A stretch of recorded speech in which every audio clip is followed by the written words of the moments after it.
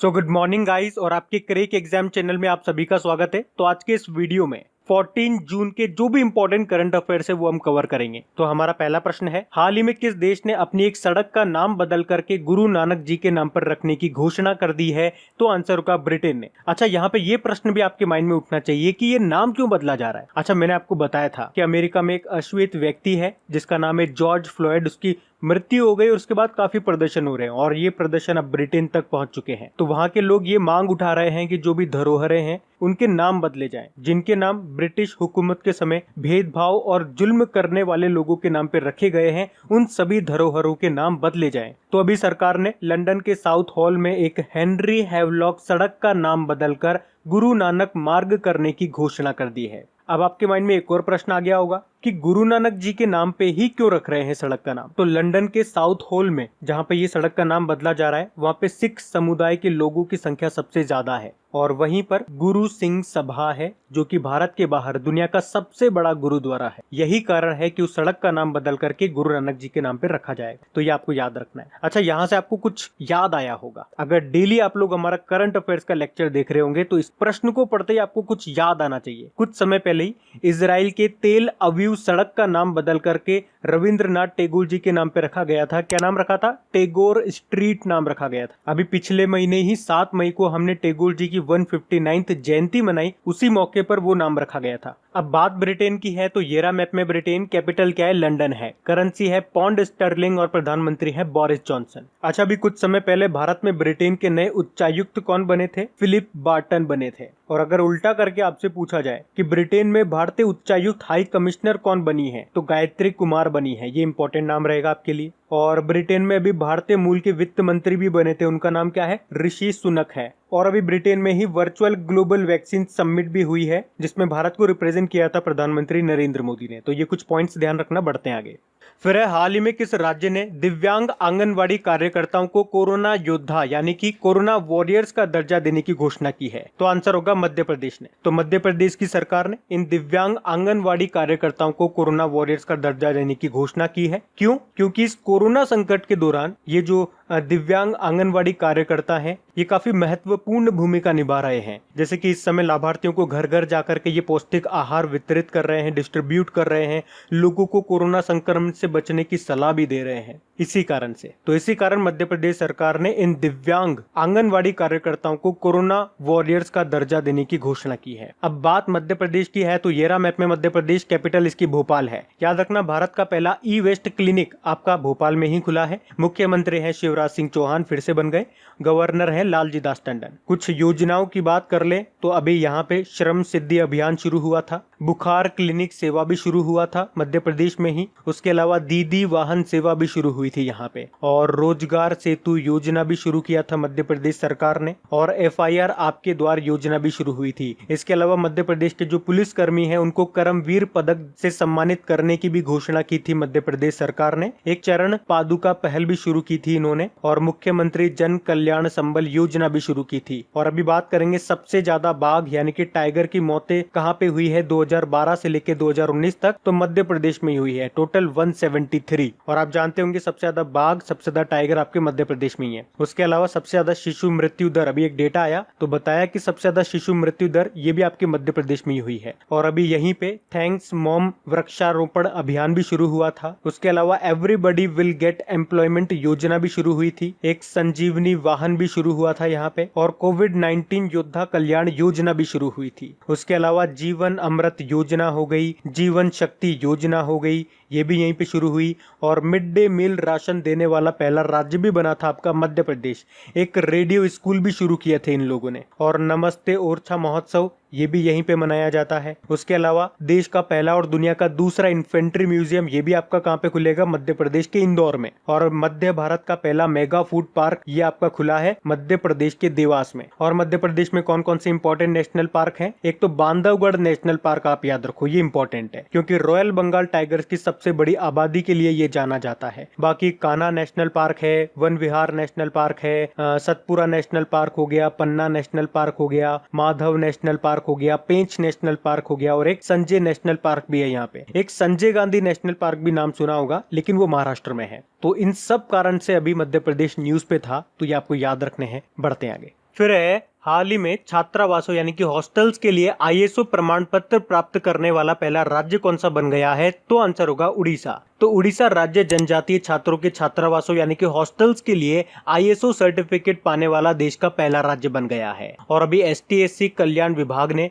राज्य के सभी आदिवासी छात्रों को अच्छा इंफ्रास्ट्रक्चर और कई तरह की सुविधाएं जैसे कि उनके भोजन की सुविधा, उनकी सुरक्षा, सिक्योरिटी, छात्रों के स्वास्थ्य, स्वच्छता जैसे कई सुविधाओं में सुधार लाने के लिए मिशन सुविधा भी शुरू की है। बाकी बात उड़ीसा की है तो ये रहा मैप में उड़ीसा। कैपिटल क्या है? भुवनेश्वर है। आपको याद होगा खेलो इंडिया यूनिवर्सिटी गेम्स का पहला संस्करण इस साल यहीं पे हुआ था, उड़ीसा के भुवनेश्वर में, और उसमें विजेता रही थी पंजाब यूनिवर्सिटी। मुख्यमंत्री नवीन पटनायक हैं और आपको याद होगा इसी साल नवीन पटनायक जी को पेटा ने हीरो टू एनिमल अवार्ड भी दिया था। पेटा ये जानवरों के हितों के लिए काम करने वाली एक संस्था है जिसका फुल फॉर्म होता है people for the ethical treatment of animal. और उड़ीसा हाईकोर्ट के चीफ जस्टिस का नाम है मोहम्मद रफीक। और देखो उड़ीसा से एक पॉइंट मैं आपको हमेशा बताता हूँ, कुछ भी आपको कार्यक्रम, कुछ भी योजना, कुछ भी पोर्टल मिल जाए जिसका नाम अगर मो से शुरू हो रहा है, जैसे कि मो जीवन पहल, मो प्रतिभा पहल, तो मो से शुरू हो रहा है मतलब वो उड़ीसा की होगी। ये चीट कोड है, याद रख लो आप। उसके अलावा उड़ीसा सरकार ने कोविड-19 से मरने वाले पत्रकारों के परिवारों को 15 लाख देने की घोषणा की थी। एक प्रश्न एग्जाम में पूछा जाता है यहाँ से कि ब्लैक पगोडा टेम्पल किसको कहते हैं? तो कोणार्क सन टेम्पल को कहते हैं, जो कि उड़ीसा में है। और अभी कोणार्क सन टेम्पल से प्रश्न बना था कि सरकार इस कोणार्क सन टेम्पल के सौरकरण यानी कि सोलराइजेशन की तैयारी कर रही है। आपका जो 10 रुपए का नोट है ना, उस पे इस कोणार्क सन टेम्पल का चित्र अंकित है, आप देख सकते हो। बाकी एक डैम और है यहाँ पे, हीराकुड डैम, ये भी एग्जाम में पूछा जाता है क्योंकि ये भारत का सबसे लंबा डैम है। और किस नदी पर है? तो महानदी पर है। यहाँ पे बाराबती स्टेडियम भी है जो कि कटक उड़ीसा में है, ये भी प्रश्न एग्जाम में पूछा गया है। और ये जो आप देख रहे हो ये भारत की सबसे बड़ी और दुनिया की दूसरी सबसे बड़ी खारे पानी की तटीय झील है, लगून झील जिसे आप बोलते हो। इसका नाम है चिल्का लेक। और सबसे इंपॉर्टेंट पॉइंट, अभी वंदे उत्कल जननी ये जो सॉन्ग है इसको स्टेट सॉन्ग का दर्जा दे दिया है उड़ीसा ने। और इसको लिखा किसने है? के लक्ष्मीकांता महापात्रा ने इसको लिखा है 1912 में। इसके अलावा उड़ीसा में ही विशेष आजीविका हस्तक्षेप योजना भी शुरू हुई थी। अच्छा, उड़ीसा में एक टाइगर रिजर्व आपको याद रखना है, सतकोशिया टाइगर रिजर्व, और एक नेशनल पार्क भी है, सिमलीपाल नेशनल पार्क, तो ये भी याद रखना। बढ़ते हैं आगे। फिर है हाल ही में किस राज्य सरकार ने बाल मजदूरों को शिक्षित करने के लिए बाल श्रमिक विद्या योजना शुरू की है? तो आंसर होगा उत्तर प्रदेश की सरकार ने। तो अभी उत्तर प्रदेश के जो मुख्यमंत्री हैं योगी आदित्यनाथ, उन्होंने राज्य में बाल श्रमिकों यानी कि बाल मजदूरों को शिक्षित करने के लिए ये बाल श्रमिक विद्या योजना शुरू की है। तो इस योजना में क्या होगा, कुछ बच्चों को सेलेक्ट किया जाएगा और उनको हर महीने वित्तीय सहायता दी जाएगी। लड़कों को तो पर मंथ 1000 रुपए और लड़कियों को 1200 रुपए दिए जाएंगे। इसके अलावा अगर वे बच्चे 8वीं 9वीं 10वीं कक्षा को पास करते हैं तो उन्हें 6000 रुपए एक्स्ट्रा दिए जाएंगे। तो ये है बाल श्रमिक विद्या योजना जो शुरू की है उत्तर प्रदेश सरकार ने। अब उत्तर प्रदेश ने शुरू की है तो ये रहा मैप में उत्तर प्रदेश। कैपिटल क्या है? लखनऊ है। अच्छा, लखनऊ किस नदी के किनारे स्थित है? तो गोमती नदी के किनारे स्थित है। और हमारे जो रक्षा मंत्री है राजनाथ सिंह जी, उनका निर्वाचन क्षेत्र भी है लखनऊ। मुख्यमंत्री हो गए योगी आदित्यनाथ, गवर्नर है आनंदीबेन पटेल। इसके अलावा कुछ इंपॉर्टेंट पॉइंट्स मैं आपको बताता हूँ यूपी से, जिसके कारण अभी यूपी न्यूज में था। जैसे कि पूल टेस्टिंग करने वाला पहला राज्य बना था UP. Geo tag community kitchen शुरू करने वाला पहला राज्य बना था यूपी, गूगल के साथ मिलकर के। और वर्चुअल कोर्ट के जरिए सुनवाई करने वाला पहला राज्य भी बना है यूपी। उसके अलावा कोविड-19 मरीजों के लिए 1 लाख बिस्तर तैयार करने वाला पहला राज्य भी बना है यूपी। देश की पहली ट्रांसजेंडर यूनिवर्सिटी कहाँ बनेगी? यूपी में, यूपी के कुशीनगर में। देश की पहली नेशनल पुलिस यूनिवर्सिटी कहाँ पे बनेगी? ये ग्रेटर नोएडा में ही बनेगी। और देश का पहला हाथी अस्पताल बना है आपके मथुरा में। उसी तरह से देश का पहला हाथी जल चिकित्सालय ये भी मथुरा में बना है। और देश का पहला जानवरों का युद्ध स्मारक वॉर मेमोरियल ये बनेगा उत्तर प्रदेश के मेरठ में। अभी उत्तर प्रदेश ने अन्नपूर्णा व आपूर्ति पोर्टल भी लॉन्च किया था। और याद रखना उत्तर प्रदेश का जो किंग जॉर्ज मेडिकल यूनिवर्सिटी है, पहला सरकारी अस्पताल बना है प्लाज्मा थेरेपी का इस्तेमाल करने वाला।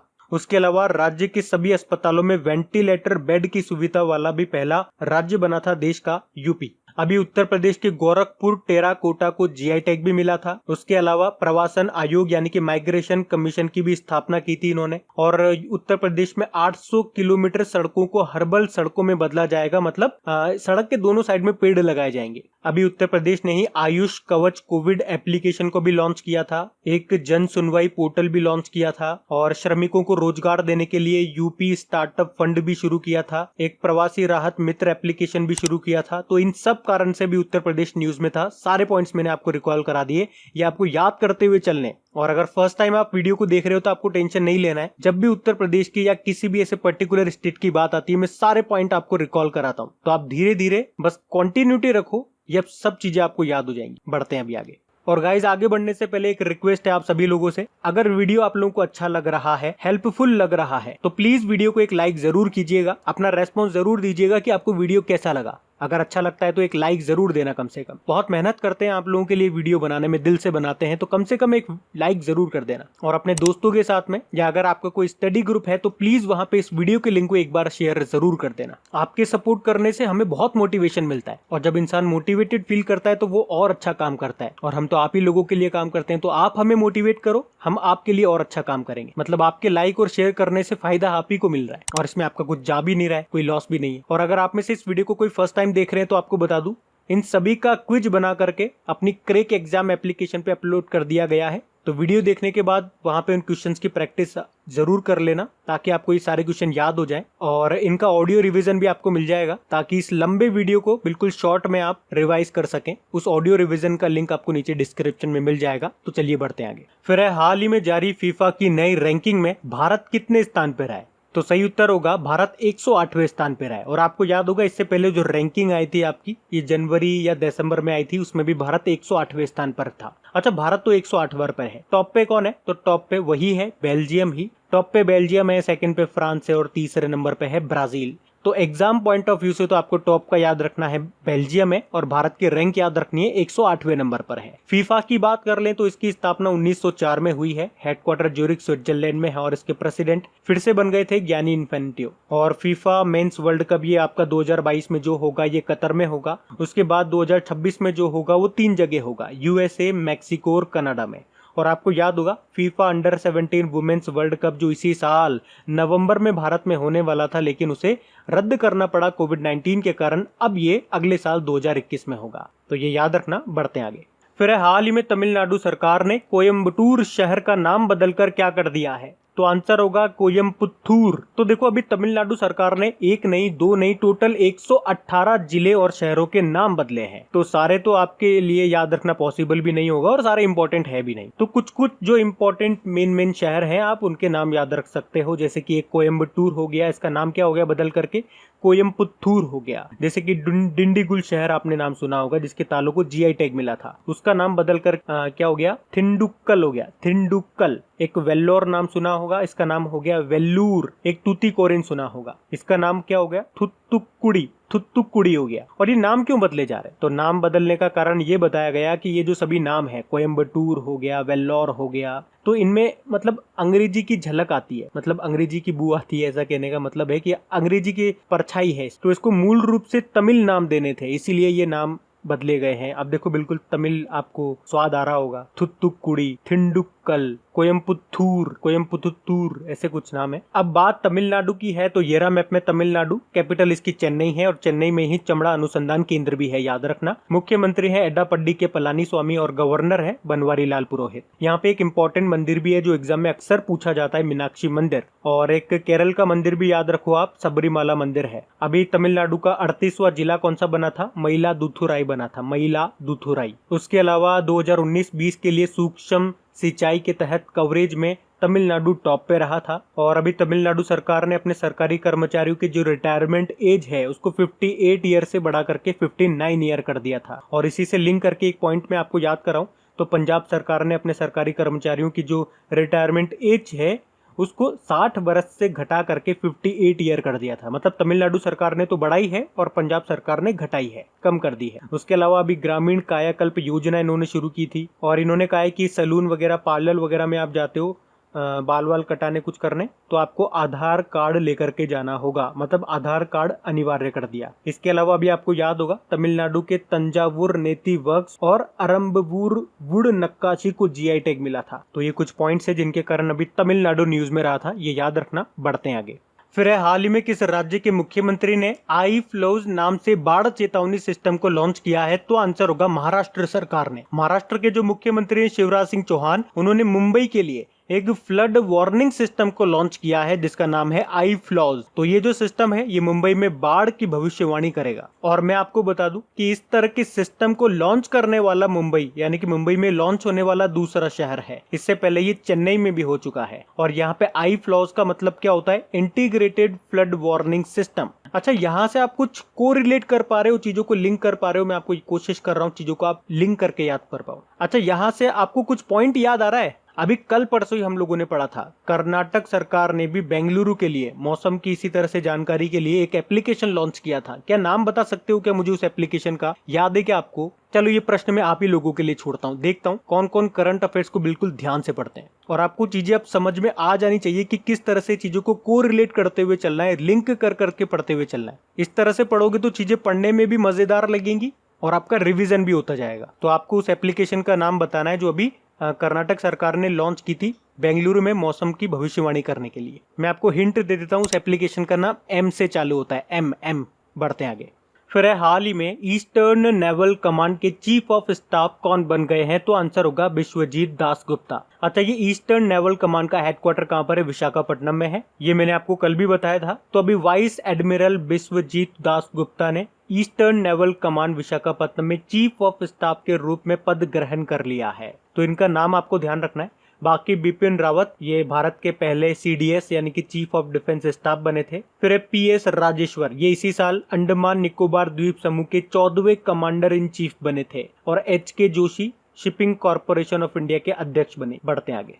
फिर हाल ही में किसने कोरोना वॉरियर्स को समर्पित रख हौसला हिम्मत न हार इस गीत को, इस सॉन्ग को जारी किया है? तो आंसर होगा आईटीबीपी ने। तो आईटीबीपी के जवानों ने कोविड-19 महामारी के समय कोरोना वॉरियर्स के लिए एक गीत जारी किया, एक सॉन्ग रिलीज किया है जिसके बोल कुछ इस प्रकार हैं, रख हौसला हिम्मत न हार। अच्छा, इसे किसने लिखा है? इसे कांस्टेबल वरुण कुमार ने लिखा है और इसको गाया है कांस्टेबल विक्रमजीत सिंह ने और इसको संगीत दिया है विक्रम सांघा ने। अच्छा, कुछ और भी सॉन्ग अभी न्यूज में रहे थे, वो भी मैं आपको बताता हूँ। एचडीएफसी ने एक सॉन्ग रिलीज किया था, हैशटैग हम हार नहीं मानेंगे। यूनाइटेड वी फाइट नाम का सॉन्ग रिलीज किया था आईसीसीआर ने, मतलब Indian council for cultural relation. एक पंजाब सरकार ने भी रिलीज किया था एक सॉन्ग, मिशन फतेह। और आत्मनिर्भर भारत के लिए जयतु भारतम गीत को रिलीज किया गया था। तो ये भी याद रखने। बाकी आईटीबीपी की बात कर लें जिसका मतलब होता है इंडो तिब्बतन बॉर्डर पुलिस। और सबसे इंपॉर्टेंट इसके डायरेक्टर जनरल का नाम क्या नाम है? एसएस देशवाल। और एसएस देशवाल अभी नाम न्यूज में था, क्यों न्यूज में था बता सकते हो? बीएसएफ का एडिशनल चार्जेस मिला इनको, ये मेरे ख्याल से मार्च की ही बात है। और आईटीबीपी का मोटो होता है शौर्य दृढ़ता कर्मनिष्ठ। बढ़ते आगे। फिर है, अच्छा ये बहुत इंपॉर्टेंट क्वेश्चन है कि इलेक्ट्रिक ओवरहेड लाइन पर डबल स्ट्रैक कंटेनर ट्रेन का संचालन करने वाला पहला देश कौन सा बन गया है? तो आंसर होगा भारत। तो अभी हाल ही में इंडियन रेलवे ने इलेक्ट्रिक ओवरहेड लाइन पर कंटेनर ट्रेन चला करके एक रिकॉर्ड बनाया है, मतलब ऐसा करने वाला पहला देश बन गया है भारत। ये जो कंटेनर है इसका मतलब क्या होता है? मतलब एक कंटेनर के ऊपर दूसरा कंटेनर, जो मालगाड़ी आती है तो मालगाड़ी में क्या होता है, कंटेनर रखे हुए होते हैं। तो एक कंटेनर तो आपने देखे होंगे, उस एक कंटेनर के ऊपर एक और कंटेनर रख दिया जाए। जिस तरह से होती है ना डबल डेकर पैसेंजर ट्रेन होती है, तो वो तो पैसेंजर ट्रेन होती है, डब्बे के ऊपर डब्बा। तो यहाँ पे कंटेनर के ऊपर container, double decker container train बोलेंगे। अच्छा, यहाँ से एक और प्रश्न बनेगा आपका कि सबसे पहले ये कहाँ चली है? तो गुजरात के पालनपुर और बोटाद स्टेशन के बीच में ये चली है। कहाँ? पालनपुर और बोटाद स्टेशन के बीच में। और इसमें जो जमीन से तारों की जो ऊंचाई है वो है 7.57 मीटर। अब रेलवे की बात है तो कुछ दिन से रेलवे के क्वेश्चन काफी बन रहे हैं, मैं आपको रिकॉल कराता हूँ। जैसे कि अभी कर्नाटक का जो हुबली स्टेशन है वो न्यूज में था। क्यों था? क्योंकि यहाँ पे जो प्लेटफॉर्म नंबर 1 है वो दुनिया का सबसे लंबा प्लेटफॉर्म बनने जा रहा है। इसकी लंबाई अभी तो 550 मीटर है, एक आध साल में बढ़ करके ये हो जाएगी, जैसे काम कंप्लीट होगा 1400 मीटर हो जाएगी। और इस तरह से ये दुनिया का सबसे लंबा प्लेटफॉर्म बन जाएगा। अभी वर्तमान में दुनिया का सबसे लंबा प्लेटफॉर्म ये गोरखपुर का है, गोरखपुर स्टेशन का 1366 मीटर उसकी लंबाई है। इसके अलावा अभी न्यूज में रहा था त्रिची रेलवे स्टेशन, क्योंकि इसको CII confederation of Indian industry ने गोल्ड रेटिंग दी थी। और एक और इम्पोर्टेंट पॉइंट, अभी बिहार के मधेपुरा फैक्ट्री में बना है 12,000 हॉर्स पावर का इंजन, और ये इसलिए इम्पोर्टेंट है क्योंकि दुनिया में पहली बार इतनी कैपेसिटी वाला इंजन ब्रॉड गेज ट्रैक पर चलाया गया। इसका नाम आप याद रख लो, WAG-12 नाम है। रेल मंत्री हमारे पीयूष गोयल हैं और स्वतंत्र भारत के पहले रेल मंत्री, इनका भी नाम याद रखो, जॉन मथाई है। बढ़ते आगे। फिर है, हाल ही में अंतरराष्ट्रीय रंगहीनता दिवस कब मनाया गया, यानी कि इंटरनेशनल एल्बिनिज्म अवेयरनेस डे। तो आंसर होगा 13 जून को। हर साल ये 13 जून को ही मनाया जाता है। तो इसे रंगहीनता के बारे में लोगों को जागरूक करने के लिए मनाया जाता है। सबसे इंपॉर्टेंट रहेगी इसकी थीम है मेड टू शाइन। अब इंपॉर्टेंट डे वाला क्वेश्चन है, और अगर डेली आप हमारा करंट अफेयर्स का लेक्चर देख रहे होंगे तो आपने नोटिस किया होगा जब भी इंपॉर्टेंट डे का क्वेश्चन आता है उस महीने के सारे इंपॉर्टेंट डे में आपको रिवाइज कराता हूँ। आज मैं आपको रिवाइज नहीं कराऊंगा, आज आपका सरप्राइज टेस्ट लिया जाएगा।